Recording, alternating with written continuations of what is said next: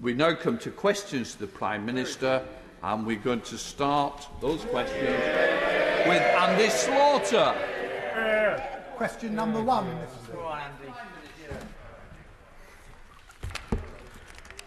Mr. Speaker, while Sunday's result may not have been the one we were all hoping for, I know that the whole House will want to congratulate Gareth Southgate and the England squad for their fantastic achievements over the last month. The nation is proud of each and every one of them. Mr. Speaker, this morning I had meetings with ministerial colleagues and others. In addition to my duties in this House, I shall have further such meetings later today.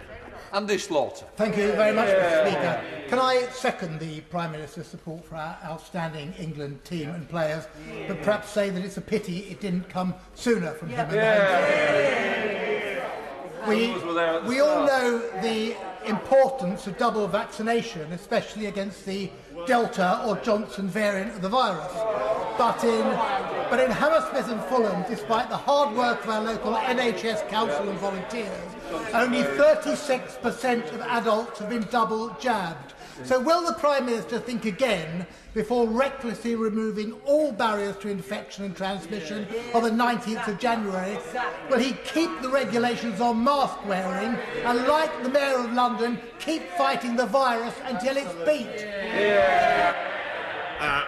Well, Mr. Speaker, if we had followed the honourable gentleman's precepts, and I remember, of course, he campaigned vehemently to stay in the European Union, we would not have achieved the fastest vaccine rollout of any European country and have vaccinated the highest proportion of any European population, Mr. Speaker. That is the reality. And as for his criticism of the roadmap, Mr. Speaker, I respectfully point out to the honourable gentleman the month is July, not January, Mr. Speaker. We now come to Father of the House, Sir Peter Bottomley. Mr. Speaker, it should be obvious that the Cabinet is as inclusive as the English football team, and some of these criticisms, I think, are misplaced. Can I welcome, Mr. Speaker, your words at the beginning of Tuesday's debate and the Prime Minister's first paragraph on the Treasury Minute from Monday? Can we agree that a vote in this House does not amend an Act of Parliament passed by both Houses? Are we expecting a similar debate in another place? And can I suggest to the Prime Minister that instead of leaping from point 5 to point 7 at some stage in the future, we step towards it, because a 40% increase in 1 year is ludicrous, and perhaps the Chancellor can consider going to 5.5, 6, 6.5 and then 7. Thank you. I thank the right honourable gentleman, my honourable friend, very much for his opening point. And just on on odour, of course, I can give him this reassurance. We will continue to follow the law, and he will have heard clearly what both my right honourable friend the Chancellor had to say from this dispatch box and what I said as well. We want to return to point 7 as fast as we can when fiscal conditions allow. We now come to the Leader of the Opposition, Keir Starmer. Thank you, Mr. Speaker. Can I start by thanking the England football team for everything they've given this country over the last 6 weeks. I'm so proud of this young, diverse and humble team and everything that it represents. Mr. Speaker, they're the very best of modern Britain, everything that I know this country can be. Does the Prime Minister think that it was wrong to criticise the England team's decision to oppose racism by taking the knee as gesture politics? I agree very much with what the right honourable gentleman has said about the England team. And I repeat, I want to thank each and every one of them for what they did, their incredible campaign they ran in the Euro 2020 Championships. And they do represent the very best of our country. And I repeat that I utterly condemn and abhor the racist outpourings that we saw on Sunday night. And so what we're doing is today taking practical steps to ensure that the football banning order regime is changed, so that if you are guilty, Mr. Speaker, of racist abuse online of footballers, then you will not be going to the match. No ifs, no buts, no exemptions and no excuses. Keir Starmer. Mr. Speaker, I'm sorry, that just won't wash. And it rings hollow. On the 7th, remind the Prime Minister and the House, on the 7th of June, the Prime Minister's spokesperson said this: on taking the knee, specifically, the Prime Minister is more focused on actions rather than gestures.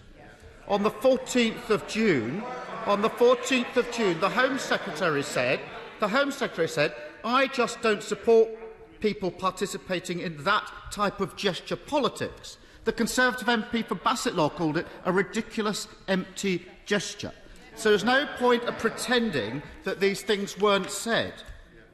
The England footballer, Tyrone Mings, said that Labour Party member I hear shouted out.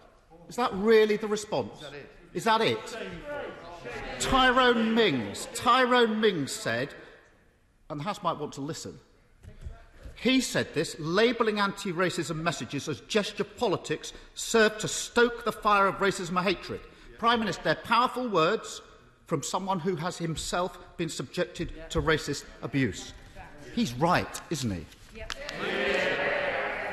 Mr. Speaker, I want to reiterate our total support for our fantastic England team, and I support them in the way that they show solidarity with their friends who face racism, Mr. Speaker. But when he talks about the Home Secretary, let me just remind him that my right honourable friend, the Home Secretary, has faced racism and prejudice all her career of a kind that he can never imagine, and she has taken practical steps to get black and minority officers into the police in record numbers. In fact, Prime Speaker, I am... Sorry to interrupt you.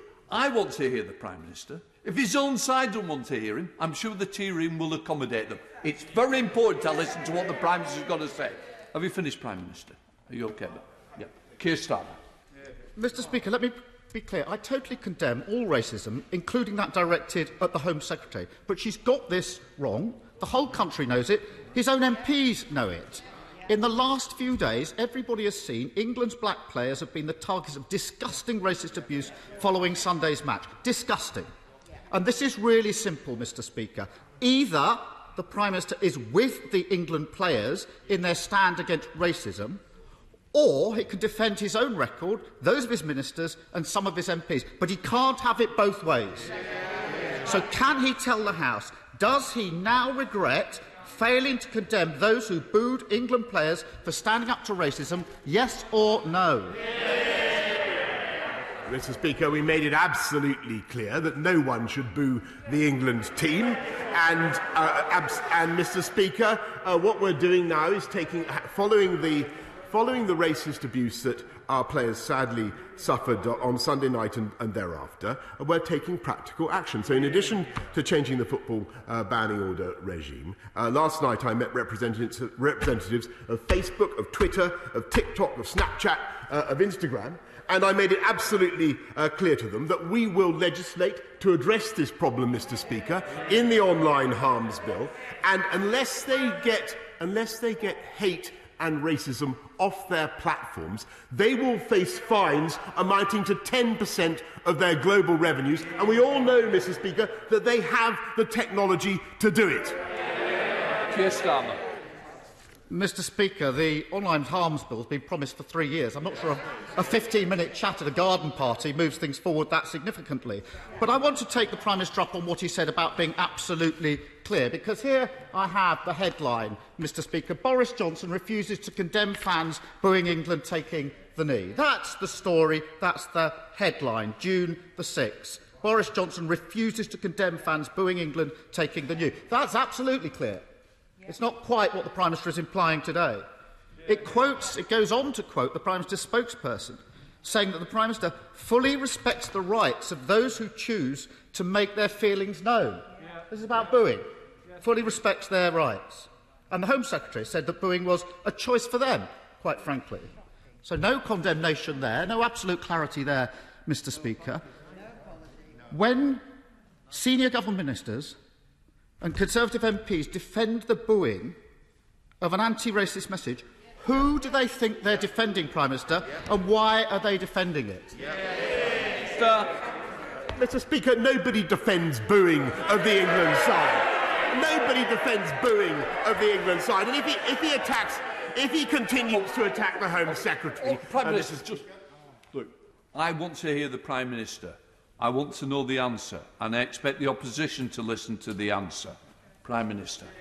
Well, thank you, Mr. Speaker. We love and admire the England side and what they did. They represent the best of our country. Nobody defends booing the England side, Mr. Speaker. But what the Home Secretary has been trying to do all her life is not just to fight racism, but to take practical steps to advance the cause of black and minority ethnic groups, which she has done successfully, notably in the police. And since, Mr. Speaker, he's chucking this kind of thing around, could I ask him now to retract this leaflet produced by the Labour Party during the Batley and Spen by-election, which was condemned by his own MPs as dog whistle racism, Mr. Speaker? Keir Starmer. Mr. Speaker, the Prime Minister isn't kidding anyone in this House. He's not kidding the public, and he's not even kidding his own MPs. Let me quote the Conservative MP for Plymouth Moor View. Conservative MP. The painful truth, says the Conservative MP for Plymouth Moor View, is that Tyrone Mings is completely right. I am very uncomfortable, he says, with the position we Conservatives are needlessly forcing ourselves into. So, Prime Minister, behind you they don't believe you, and neither do we. Mr. Speaker, we can all see what's happened here. The government has been trying to stoke a culture war, and they've realised they're on the wrong side. And now they hope that nobody's noticed. Why else would a Conservative MP boast that he's not watching his own team? Why else would another Conservative MP say that Marcus Rashford spends too much time playing politics when he's actually trying to feed children that the government won't? And why will the Prime Minister refuse time and time again, even now, to condemn those who boo our players for standing up against racism? Mr. Speaker, what is it that this England team symbolises that this Conservative Party is so afraid of? Mr. Speaker, I think the House will judge for themselves the quality of the question that the right honourable gentleman has just put. I think the whole House is united, including our distinguished members from Scotland, by the way, Mr. Speaker, in admiration of the England team and of every single member of that squad and what they did. And we stick up for them, Mr. Speaker. And what we're doing is taking practical steps to fight racism, changing the football banning order regime, fining the online companies, and, by the way, we will use more legislation if we have to, just as we use the threat of legislation, Mr. Speaker, to stop the European Super League. And we will get on. We will get on with delivering for the people of this country. We will get on with vaccinating the people of this country while they continue to vacillate. We will continue to immunise the people of this country while they improvise and dart around. And, Mr. Speaker, I don't want to engage in a political culture war of any kind. I want to get on with delivering for the people of this country. He simply wants to get on with dithering. Keir Starmer. He doesn't want to engage in a culture war and point scoring. Give me a break. Football's a game. Racism isn't, Prime Minister. That's why many of us have been involved in the charity Show Racism the Red Card for years. But far from giving racism the red card, the Prime Minister gave it the green light. And I'll tell you the worst kind of gesture politics, Mr. Speaker, putting an England shirt on over a shirt and tie whilst not condemning those booing is the worst kind of gesture. Mr. Speaker, I want to ask the Prime Minister, finally, about the reported amnesty for crimes committed during the Troubles in Northern Ireland. I worked in Northern Ireland for 6 years with the Policing Board and the police. I've also prosecuted terrorists as the Director of Public Prosecutions, so I know how difficult and how sensitive this is. But a blanket amnesty, including for terrorists, is plain wrong. I was in Northern Ireland last week, and it's absolutely clear that the government's amnesty is not supported by the political parties in Northern Ireland, and it's not supported by victims' groups. Last Thursday, I spoke to victims of terrorism at the Wave Trauma Centre in North Belfast. Mr. Speaker, they haven't even been properly consulted on this proposal. If things are to move forward in Northern Ireland, any discussion has to start with the victims. politicians in London can't simply draw a line under terrorism and other crimes and then force it on those most affected. The Prime Minister looks up, so let him look up and let him hear. Because I want to quote Julie Hambleton, Mr. Prime Minister. Her sister Maxine was among the 21 people killed by the IRA in the Birmingham pub bombings. So that's Julie Hambleton, Prime Minister. She says, tell me, Prime Minister, if one of your loved ones was blown up beyond recognition, where you were only able to identify your son or daughter by their fingernails, would you be so quick to grant their murderers an amnesty and propose such obscene legislation? What does the Prime Minister have to say to Julie, and she's listening, and other victims like her?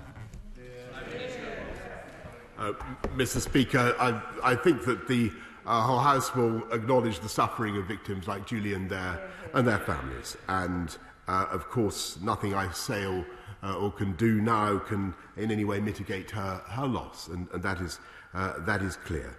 But it is also true that the people of Northern Ireland must, if we possibly can allow them to, they must move forwards now.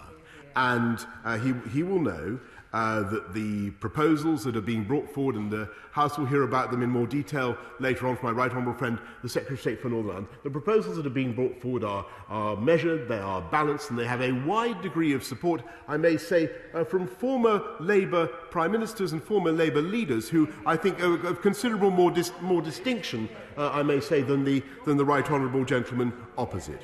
And he will recall that it was under that Labour administration that many terrorists were unfortunately given effectively an amnesty, and they were allowed to escape the full consequences of their crimes, as he knows very well, and that is the reality. Whilst the sad fact remains that, and this is of course no consolation to people like Julie, but the sad fact remains that there are many members of the armed services who continue to face the threat of vexatious prosecutions well into their 70s and 80s and later. And we are finally, Mr. Speaker, bringing forward a solution to this problem, to enable the province of Northern Ireland to draw a line under the Troubles, to enable the people of Northern Ireland to move forward. And I think someone with greater statesmanship and clarity of vision would have seen that, Mr. Speaker, and given these proposals a fair wind.